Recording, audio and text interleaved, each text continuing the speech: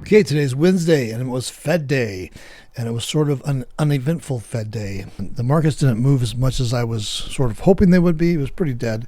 I guess there was some sort of action towards the end of the day. We got kind of a nice little pop here, but I've seen better in my days. And all in all, it was just sort of a, okay, ho-hum Fed Day. Anyway, we're going to do a quick update on my two money glitch positions that we have on this week. And here's the first one. You can see that right now we are trading right here. So we have a current profit and loss in this position of 3,321. And this trade expires in 2 days from now. So today's Wednesday. It's going to expire on Friday. So depending on what happens the rest of the week, it looks like we may have the potential to make some money on the slope right here, which would be nice. You can see that if we were just to stay trading right where we're at right now, the blue line, which is the expiration day line, is showing a profit potential of 7,742. And if it were to move up in here, you can see we could get up in the $10,000 range, maybe 15. Here in the middle, this is the hazard zone, which we want to stay away from. So we can stay on this side of this peak here. That's the goal. So not to allow the SPX to run up past that peak. If it were to crash down on this trade, this risk graph is a risk-free risk graph at this point in time. You can see if the SPX were to crash all the way down to zero, the worst case scenario is that we would make $2,100. So we can't lose any money on the downside. On the upside, if it were to blow up and explode up to the top, the worst case scenario is all the way up would make $13,300, but that's not likely to happen. And this area here is the potential danger zone. So you can see that over the week, as the week has progressed, this droop here has just continued to get worse and worse, get deeper and deeper, and it's not quite to the zero line yet, but I wouldn't be surprised to see it touch the zero line before the end of the week. So the key is we want to stay on this side of this little mountain range right here, and we should be good to go and make, if we can stay in this range here, we should be able to get a nice profit out of this.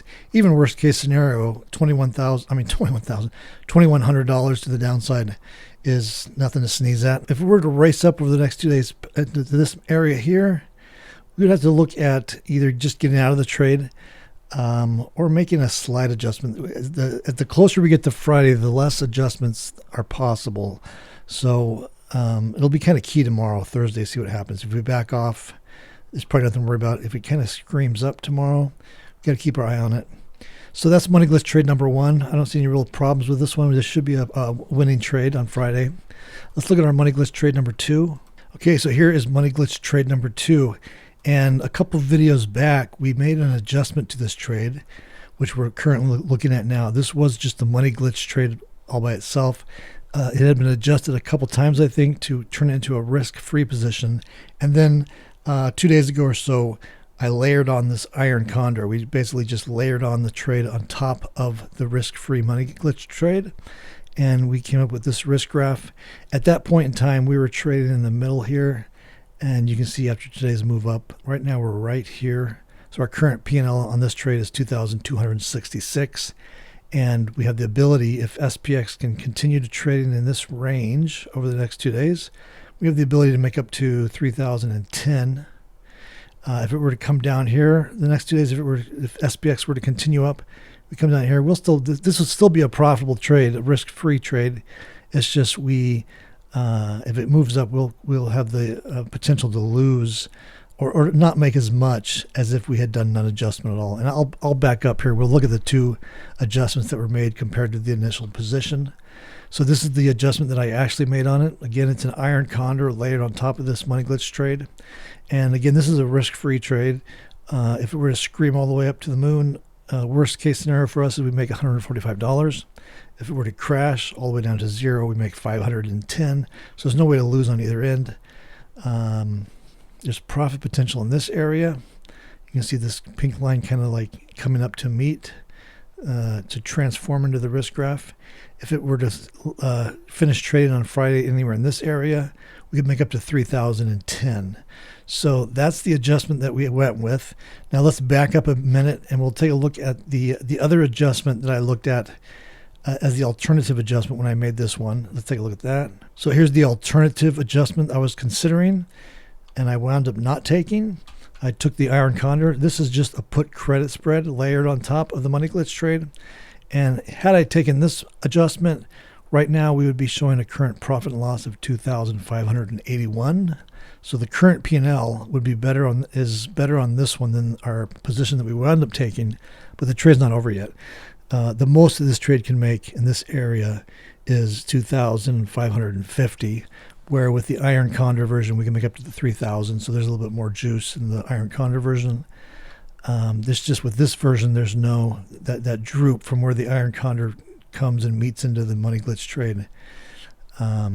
That exists with that. So that's kind of a potentially area where we would make less than we would on this trade. But nevertheless, this trade itself is a risk-free trade. You can see all the way up to the top. Worst case scenarios, we make 2,185. All the way to the bottom, if we were to crash to zero, we make worst case scenario $50. Trades anywhere in this area on Friday, finishes winding up trading in this area, we make 2,550, and there's more profit potential in this little area here on this one. Now let's back up even further and look at the initial trade before we made any adjustment, just the original money glitch trade itself. So here's the initial position that we had added the iron condor onto. This is before we added the iron condor onto it. Right now, had we just kept this trade as it was, right now we would be showing a profit of $2,103.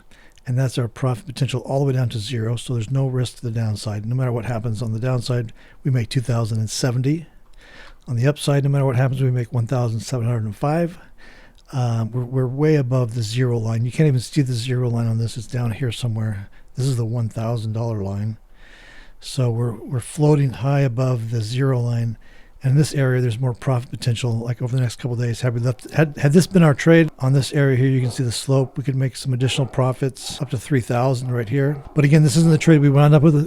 We did put the adjustment on. You hear that down there? It sounds like somebody's getting murdered. My dogs are going bats. So this is the position that we are currently in. We put the iron condor on this trade, and right now you can see our current P&L is 2,279, so slightly more than had we done nothing. It'll just be kind of interesting to see what happens over the next couple of days. If the SPX can stay where it's at or back off, we can make up to our 3,000 in this area. If it continues to move up, we could wind up with less of a profit had we done nothing to the trade, but that's just the risk. Regardless, there's no risk in the trade. It's just like how much profit we'll take out of it. So that's it for today. If you want to follow along with me, I'm doing a whole video series on these trades. There's a bunch of different setups and tricks and techniques, adjustments you can make on these things. And I'm doing a whole video series on them. If you'd like to follow along, make sure you're subscribed to my channel below. Just click that subscribe button. Or you can also join me on my website. I'll leave a link to my website in the description below. That's it for today. See you next time.